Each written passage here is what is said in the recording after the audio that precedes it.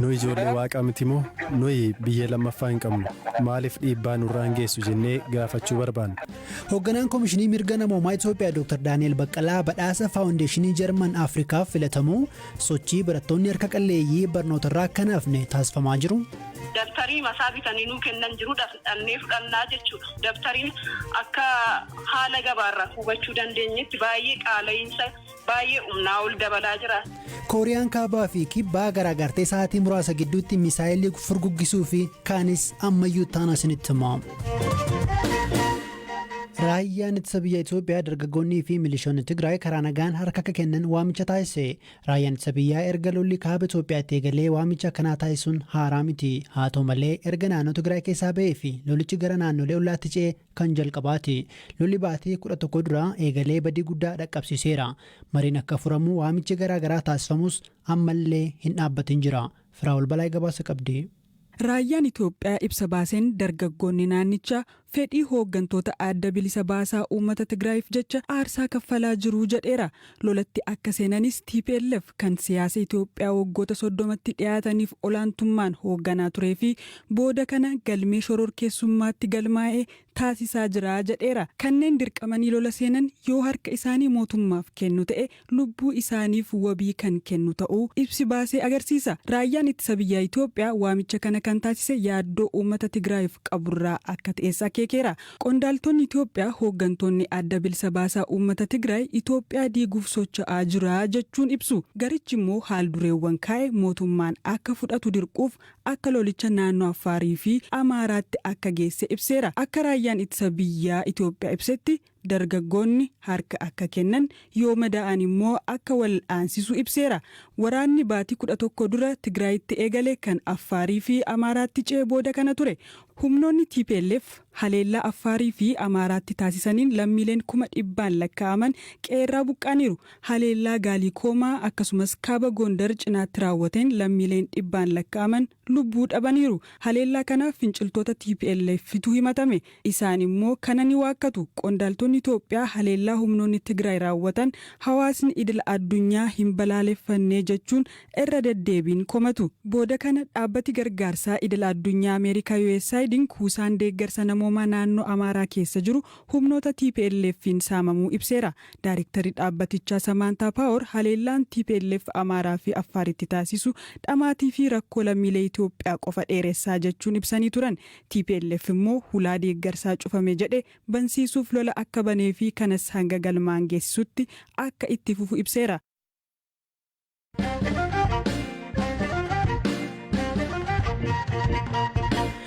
Itoophiyaa keessa dargaggoonni xalayaa miiliyoona 5 ga'u sochii poostaa adii masaraa mootummaa adiif jedhuun barreessuun pirezidaantii Ameerikaatti erguu eegalan. Sochiin kun imaammata bulchiinsi Joo Baayiden Itoophiyaa irratti qabate hubachiisuudha jedhameera.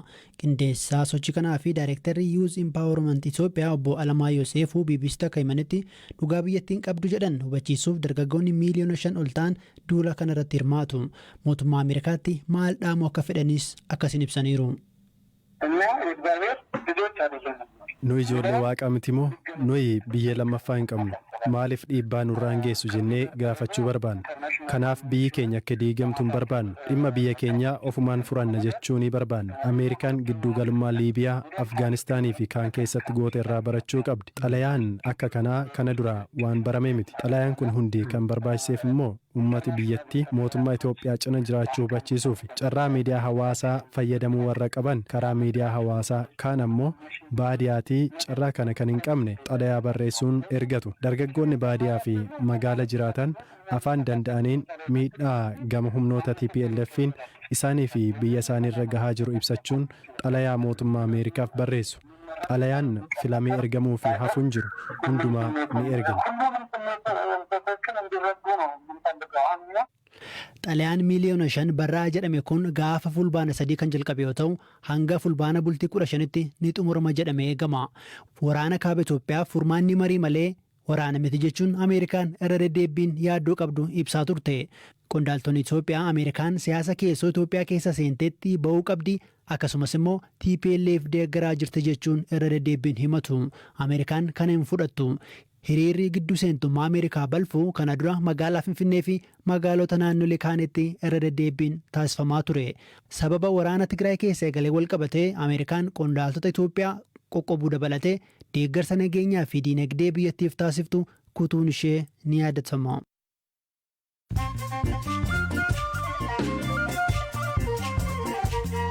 Dhaggeeffattoota keenya sagantaa BBC Afaan Oromoo roobii galgalaa caqasaa jirtu ammoo oduuwwan gaggabaaboon sinitti hima. Baankiin Impoortii Ekspoortii Afrikaa baankota Itoophiyaaf liqaa doolaara biiliyoona walakkaa dhiyeessuuf murteessuu beeksise. Baankichi hanga ammaatti piroojektota damee faayinaansii Afrikaaf doolaara biiliyoona 25 ol deeggaruu FBC'n gabaaseera.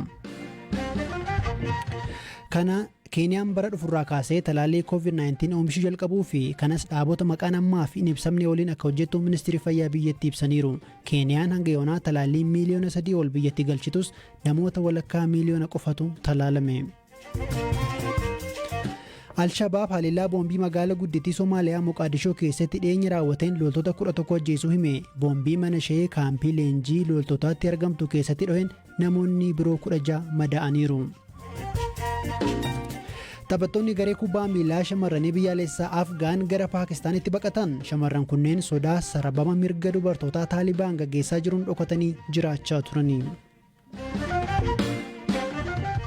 Barreessaan duraanii kaabinee ispoortii Keeniyaa Dr. Hassan Waariyoo maallaqa Koree Olompikii Keeniyaa bara 2016 ramadamee akka malee fayyadamuu yakkamaa ta'an maallaqni shilingii miiliyoona 88.6 isaan malaammaltummaan ittiin himataman kuni kan tiikeetii balalii atileetotaaf ramadamee ture.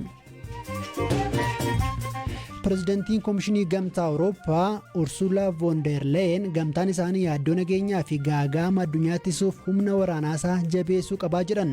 Keessumaa duulli Afgaanistaan kan Ameerikaan durfamu fashaluu hordofee gamtaan Awurooppaa of danda'ee waraana duuluu danda'uu qaba jedhanii qaba yaadni jedhu dhiyaateera.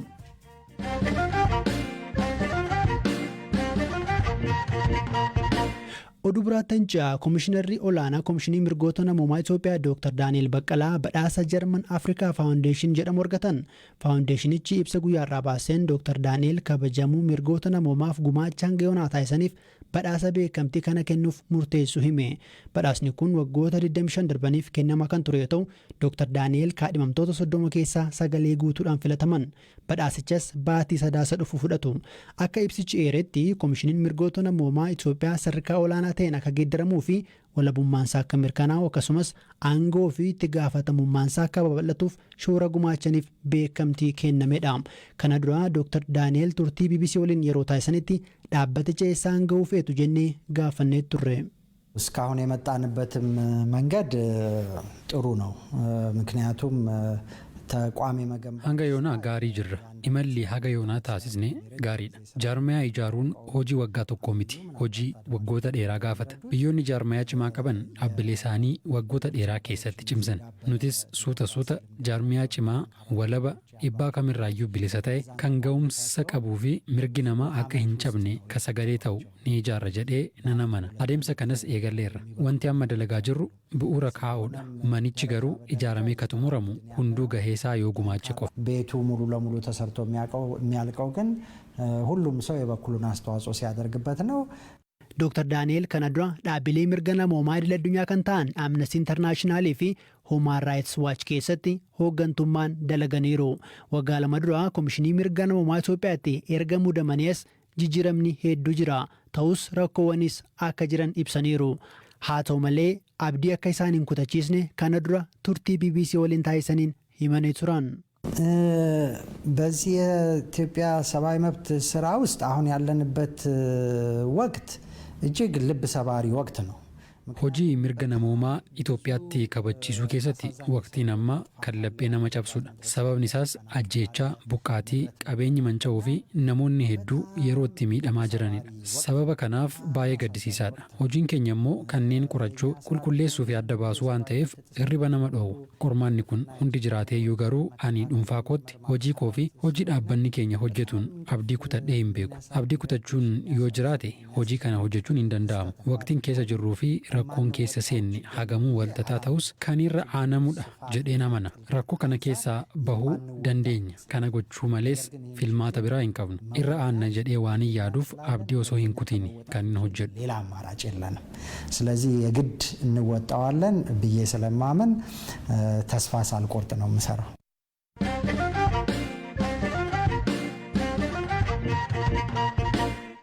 Waqtiin ammaa yeroo Itoophiyaatti barnoonni banamuuf sochiin garaagaraa taasifamudha. Biiroon barnoota Oromiyaa akka ibsetti barnoonni naannichatti onkololeessa bultii 3 bara 2014 ni eegala.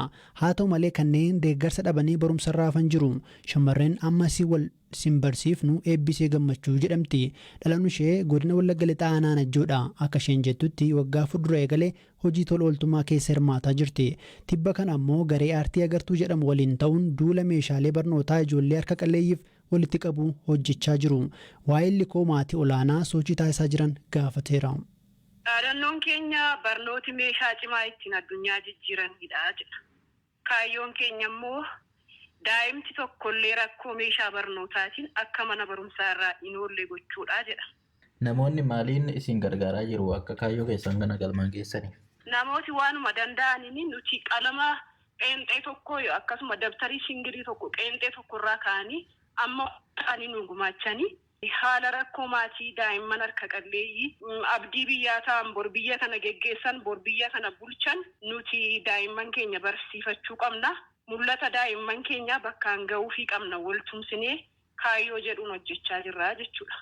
Amma daftara kana eessatti kennaa jirtu? Oromiyaa keessaa ijoollee eessatti? Aanaa Najjoo keessatti eegalle garuu Najjoo duwwaa gargaarra miti. Aanaa Najjootti dhiyaatanii jiran isin gargaarra.